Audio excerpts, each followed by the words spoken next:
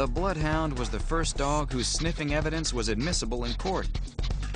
In fact, this nose is so powerful, it dragged a Bloodhound 135 miles across the state of Kansas, successfully tracking a scent. Anybody that's ever kissed a Bloodhound on the nose knows what a beautiful nose is all about. As one of the most famous Bloodhounds, McGruff the crime dog can tell you there is no breed of dog that can compete with the Bloodhound's sense of smell. The Bloodhounds are unrivaled in their sense of smell. They can smell a trail over 300 hours old. That's 12 days. You better keep a leash on them at all times, because if they catch a scent, they're done. You can't stop them. Their distinct look and sound is easily identifiable, with a unique howl that can be heard for miles. And those long ears and droopy jowls, you'll never mistake this dog for any other. In fact, droopy pretty much sums it up, from their saggy skin, to their hanging eyes, to their long swinging slobber. They drool, and they'll shake their head, and you have a big glob of spit going across the room.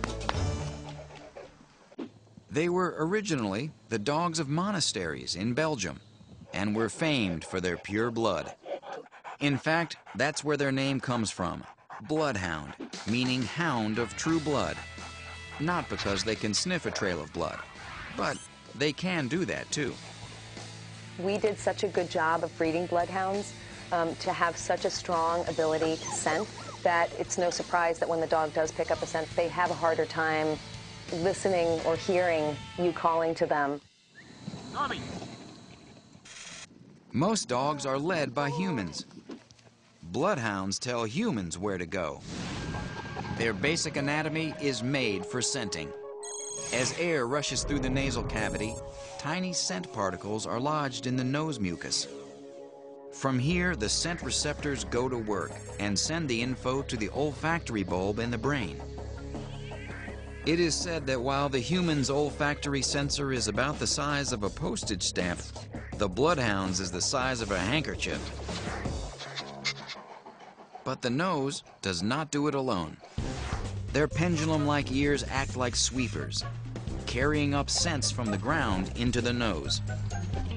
And to assist even further, the various wrinkles on a Bloodhound are so important to its design that they have their own names, from the generous lips that hang below each nostril to the flews, which are a continuation of the lips closer to the ear, all the way down to the dewlap, those funny folds around the neck.